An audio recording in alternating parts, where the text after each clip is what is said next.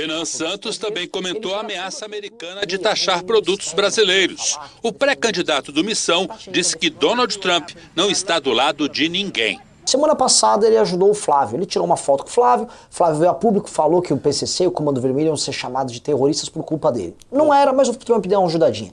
Agora, essa semana, quando o Trump avisa, vou taxar, vou tarifar produtos brasileiros, ele gera tudo aquilo que o Lula queria, que é um inimigo externo, pro Lula falar que está defendendo o Brasil. Na prática, ele não está defendendo nada. Renan Santos também comentou. Esses negócios é curto, eles pedem um vídeo de 1 minuto e eles põem eles 30 segundos na tela e só 15 da fala. Mas é TV, né, cara? Quantas vezes a gente apareceu fazendo um vídeo assim na TV? Algumas poucas. O jornalismo, aliás, isso é uma coisa interessante também de se observar. A recepção do jornalismo brasileiro ao MBL, a Missão Renan, mudou nessa eleição. Mudou e talvez se modifique, a depender do que acontecer, talvez se modifique de agora em diante. A gente teve muitas fases com o jornalismo no Brasil. No início do MBL, eu lembro que a nossa relação com o jornalismo era uma relação quase de ódio. A gente atacava muito e era muito atacado. Você não tinha realmente um trabalho ali de, digamos assim, contenção de danos com a imprensa, era muito pouco.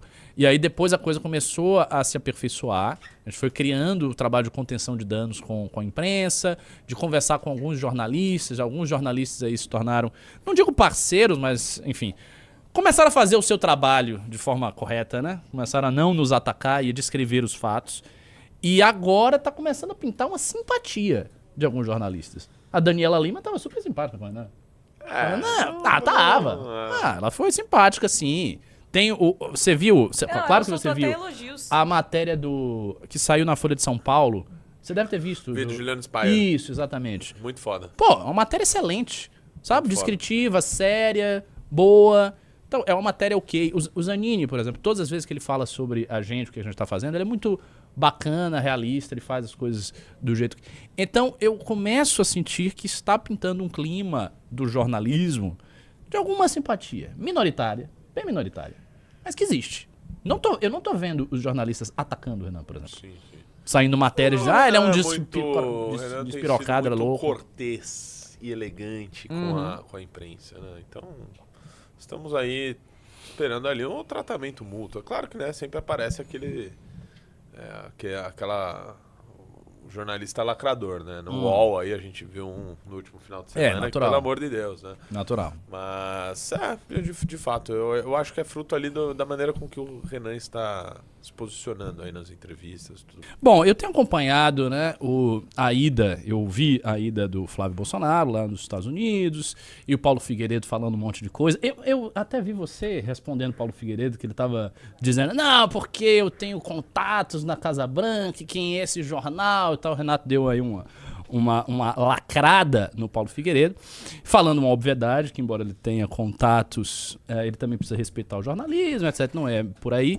Mas enfim, eles estão fazendo um lobby junto com os Estados Unidos para fazer a mesma coisa na prática que o Eduardo fez na época que ele estava fazendo diplomacia com os americanos. Ou seja, trazer algum tipo de sanção para o Brasil, algo que os Estados Unidos faça contra o próprio país para facilitar a sua eleição. Ou seja, novamente esses caras agem realmente, e aí eu acho que a expressão cabe, como traidores da pátria que são. A família Bolsonaro é traidora da pátria desde sempre, desde o governo Bolsonaro, que foi um dos piores governos de todos os tempos no Brasil, que esses caras só colocam o Brasil em segundo lugar e sempre em primeiro lugar a família deles. Então, nitidamente, eles estão tentando se articular com o Trump para que venha uma série de sanções aí.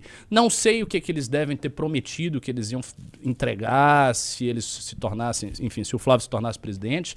Provavelmente deve ter havido alguma conversa aí sobre terras raras, alguma conversa sobre riquezas naturais do Brasil, alguma parceria, entre aspas, em que a gente entra com tudo, os Estados Unidos não entra com nada, porque esses caras só sabem fazer política doando o Brasil, eles não sabem fazer política soberanista, nem o Lula sabe fazer, né? Nem o Lula, que tem a pretensão de fazer política soberanista, mas pelo menos o Lula ensaia, pelo menos o Lula chega lá e fala alguma coisa, faz um ensaio, né, faz um discurso, alguma coisa ele faz. No caso da família Bolsonaro, não tem nada, é a mais explícita doação, o mais explícito entreguismo. Então ele tá nesta toada E o que me parece estar acontecendo é que, novamente, o Lula está aplicando a mesma fórmula que ele já aplicou com o Eduardo Bolsonaro, isto é, tentando transformar essa situação em um enfrentamento dele como líder terceiro-mundista, líder do Brasil e do Trump. Então ele falou que o Trump tinha que respeitar o Brasil, a soberania brasileira tem que ser respeitada, o Trump não é o imperador do mundo. Aí ele deu a declaração dizendo que o Flávio Bolsonaro era um traidor e que merecia a forca e tudo mais, o que eu já adianto aqui que eu concordo, acho que todos eles merecem a forca. Deu essa declaração, então ele está tentando se valer disso para utilizar aquela velha retórica lulista. O que você acha disso, Renato? Meu caro Ricardo Almeida, vamos lá. Primeiro eu vou colocar um ponto aqui sobre isso. Essa tarifa anunciada, né, é importante dizer, ela não foi implementada, né? Ela não foi uma decisão oficial ali do governo dos Estados Unidos. Ela foi a conclusão daquela investigação da seção 301, que estava sendo feita pelo USTR, que estava investigando ali as práticas comerciais, por dizer assim, do Brasil, e fez essa sugestão de tarifa de 25%, e aparentemente hoje eles já anunciaram, fizeram outra sugestão de implementar mais uma outra porcentagem aí, né? Ou seja, isso estava, vamos dizer, prestes a acontecer. Então, da mesma forma que aquela questão da facção criminosa ter se tornado organização terrorista, obviamente não teve nenhuma interferência da família Bolsonaro e seus Paulos Figueireders, né, que são seus assessores internacionais, como essa também não teve, né? Tudo isso foi caminhando por decisões tomadas unilateralmente pelo governo Trump, baseado naquilo que o Trump entende como America First. Olhasse para ele, Trump first. Uma pergunta sincera, uma pergunta realmente sincera. Você não acha que a calibragem dos prazos disso aí tem a ver, sim, com intencionalidades políticas? Você não me deixou molhar o bico. Por favor. E aí, meu caro Ricardo, esse é o segundo ponto que eu ia tratar. O timing, né, de tudo isso. Porque veja só. Quando o Trump anuncia isso, é óbvio que ele está, de alguma forma, fortalecendo o Lula, porque o Lula volta com aquele discurso da soberania que fez ele crescer nas pesquisas à época que Eduardo Bolsonaro, enfim, chegou a comemorar sanções e tudo mais. Porém, veja só, como agora se trata de uma sugestão, o Trump pode jogar isso para o período eleitoral para ele tomar essa decisão oficial. E aí, haver o seu nível de estar compactuando, né, com a eleição do Flávio Bolsonaro, e me parece que vai ter essa, de fato, intervenção americana em favor dos interesses do Trump, de ter um aliado dele aqui, ele pode simplesmente chegar às vésperas da eleição e dizer, olha, essa tarifa aqui ela vai ser implementada se o Lula ganhar. Se o Flávio Bolsonaro, eu posso trilhar um outro caminho de resolver essas tensões que hoje eu não vejo no governo Lula. Isso seria vamos dizer, um afago forte eleitoral e uma maneira do Trump fortalecer o Flávio durante a eleição.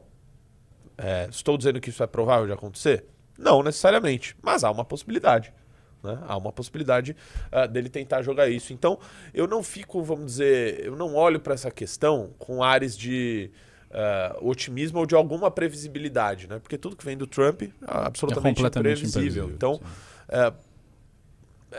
vamos ver como é que isso vai caminhar aí para os próximos tempos, porque eu vejo que essa é uma discussão também que, novamente, polariza entre Lula e Flávio. Então, essa discussão, vamos dizer, não me agrada. E segundo que a decisão essa sugestão que foi feita sobre as tarifas, ela é totalmente patética. Totalmente patético. Você vai ver a lista dos motivos que eles colocaram ali, são todos motivos que não fazem nenhum sentido. Eu não vi essa lista. Em sua maioria. Pesquisa pra gente, minha querida operadora Ocluda, nota do governo americano sobre as tarifas e pega lá os pontos que eles listam como necessários, eles citam esses motivos para terem feito as tarifas. Tá? Mas alguns dos motivos que eles dizem lá, desmatamento. Desmatamento é muito bom. Desmatamento? Você tá de brincadeira. Não, e vindo do governo Trump, desmatamento é exatamente, bom. Você tá de brincadeira. Primeiro, tipo, Trump está incomodado com isso. Os não é a Estados Suécia, Unidos não é a está Suécia. incomodado com isso. Calma aí, né? Terceiro, Renato, você está dizendo que não há desmatamento? Não, imbecil. Né? Inclusive, parece que as queimadas subiram aí, né, Sim, durante correto, o governo Lula. correto. O ponto é, o Brasil, enquanto nação, é um dos países que mais preserva a sua mata, a sua floresta. Né? Foi durante o governo Bolsonaro que o Macron fez aquela crítica a ele, falando sobre a Amazônia, etc., e que o Bolsonaro xingou a esposa do Macron. Sim. Então, como que agora você vai dizer que essa tarifa do Trump, com base neste motivo, faz algum sentido? Tá? Esse é um deles. Tem vários outros. Agora, você sabe que, do ponto de vista retórico, esse motivo é complicado para a esquerda falar contra. Justamente exato. seria mais... Dá mais um zoomzinho, por favor. Vamos ver aqui. Isso daqui é as respostas do Brasil. Sim, pega aí os motivos. Pega os motivos. Segundo ponto. Segundo ponto. Foi sobre o Pix. E o Pix que está sendo controlado ali pelo Banco Central, isso obviamente prejudica bancos americanos Tipo, e e tudo daí? mais. Foda-se. E daí, lógico, claro. Não há motivo nenhum para nós aceitarmos qualquer tipo de tarifa ou sanção. Porque você tem uma tecnologia superior. Exatamente. E mais, não é o próprio Bolsonaro que reivindica que foi durante o governo dele que foi criado o Pix, por mais que na época, quando o Banco Central anunciou, perguntaram lá para ele, o senhor vai implementar o Pix? Ele, que é isso aí, pô? Que é isso aí, pô? É Pikachu? Nem sabia do que se tratava, mas ele reivindica para ele. Anda com camiseta, o Pix é do Bolsonaro. Por mais que Paulo Guedes tenha falado até em taxar o Pix, né? Mas ele reivindica isso, ou seja, ele vai ser favorável à decisão dos Estados Unidos que critica o Pix e por isso taxa o Brasil? Não faz nenhum sentido. Né? Tem outros pontos aí que a gente vai levantar. Já achou? Tem outros pontos aí que também assim, não fazem nenhum sentido, em geral. Alguns até fazem, vamos dizer. Questão de censura. Beleza. Né? Faz parte ali do consórcio PT-STF. Sobe mais um pouquinho isso aí. Sobe. Ali, ó. Outro. Que o Brasil fez acordos comerciais do Mercosul com México e Índia. Não pode? Não pode fazer. Corta pra gente. Não faz assim. Não pode o Brasil fazer acordo com a Índia, que faz parte do BRICS. Não pode fazer acordo com o México. Qual que é o sentido nisso? Outro ponto. Seria durante o governo Bolsonaro diferente? Como todos os governos fizeram acordos, tanto com o México quanto com a Índia. Qual que é o ponto sobre isso? Desce outro aí. Fala sobre etanol. Etanol e açúcar. Afirma que o Programa Nacional de Biocombustíveis permite a participação de produtores estrangeiros em igualdades de competições. O governo destaca que os Estados Unidos cobram tarifa de 12,5% do etanol brasileiro. Ou seja, esse eu nem entendi, na verdade. Não se pode ter um Programa Nacional de Biocombustíveis no Brasil? Eu também não entendi, absolutamente. É porque eles alegam que o Brasil tem um tratamento diferente para com os Estados Unidos. É aquela discussão que entra ali, questões que o governo americano afirma uma coisa, os países em geral costumam afirmar outra. Mas vamos dizer, se está ainda no âmbito comercial, com essa vou até ser legal, se está ainda no âmbito comercial, os Estados Unidos têm uma reivindicação para isso, beleza, se discute ali no âmbito, no âmbito de comércio. Tá? Agora, todos os outros pontos, aí citaram uma lá de combate à corrupção, né? Que o Brasil não combate a corrupção porque o Toffoli deu uma decisão em 2023, eu até concordo com isso, que o Brasil não combate como deveria, uma decisão em 2023 lá que anulou atos da Odebrecht. Beleza, mas é essa a real preocupação? É essa? Ou os Estados Unidos está fazendo uma pressão para o Brasil porque aqui a gente tem algo que os interessa? É óbvio. Como, por exemplo, que é o caso das terras raras. Ou está fazendo isso para depois oferecer uma vitória ou um horizonte de vitória para o candidato aliado ao governo de Donald Trump. E eu acho, eu comentei isso numa live que eu fiz. A situação de Trump internamente nos Estados Unidos não está boa. Não está boa. É preciso colocar isso no devido contexto. O Trump que começa o mandato dele com muita força, com muito poder, com toda a base conservadora e naquele landslide gigantesco. Neste momento ele não está. É um governo que está em crise. Vem uma eleição do legislativo aí pela frente que é logo, eu acho que é novembro, novembro que vai acontecer. E é interessante a data, porque ela é posterior à eleição brasileira, né? Então, é uma eleição do Legislativo posterior à eleição do Brasil. O Trump perdeu apoio na base dos republicanos, porque a inflação está alta nos Estados Unidos, índice de preço está alto nos Estados Unidos, você tem problemas econômicos mesmo, muitos deles decorrentes da guerra do Irã, que aí você vai concordar comigo que foi um erro. Foi um erro, né? Você como internacional, vá, se comprometa aqui. Foi um erro, Renatão, foi um erro. Para os Estados Unidos, essa guerra foi um erro. Os Estados Unidos entraram achando que iam ter um resultado muito mais fácil, muito mais simples, que ia fazer mais ou menos a mesma coisa que eles fizeram na Venezuela. Não, era essa ideia, que ia ser resolvido de forma... lógico que era. Que ia ser resolvido de forma rápida. Tinha alguns objetivos ali, de destruir o armamento nuclear ali que estava sendo produzido pelo Irã. Às vezes eles já fizeram antes. Conseguiu causar grandes danos e desacelerar o processo de enriquecimento de urânio no Irã, né? Conseguiu eliminar uma grande parte de seus líderes. Correto. Tanto que teve até o Ayatollah ali, mudou, né? Mas entrou num atoleiro que eles não conseguem sair com facilidade. O Irã tomou o Estreito de Hormuz. A base de opinião, isso eu vi, a base de opinião dos republicanos começou a se dividir. Então era uma base que estava assim, muito unificada, ela estava assim, profundamente congruente ali com o Trump. E ela começou a se dividir, porque foi uma guerra que ele prometeu que ele não ia entrar. Então assim objetivamente, houve consequências negativas para a imagem pública do Trump.